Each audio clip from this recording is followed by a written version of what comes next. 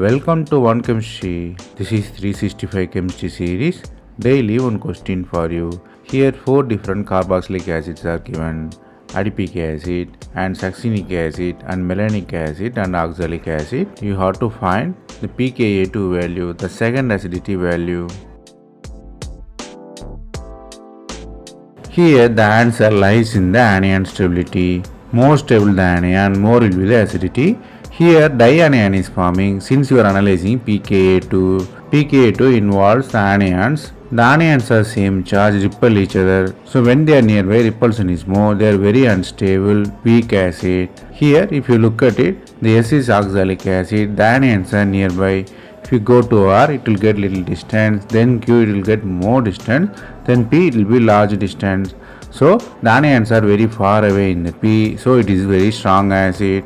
If you look at the S, they are nearby, so it's a weak acid. So pKa is the reverse of the acidity. So oxalic acid have higher pKa and P has lower pKa, which is the strong acid. Here the concept you have to learn here is same charge repel each other. Near the negative charge, stronger will be the repulsion. That's all from this video. Thanks for watching.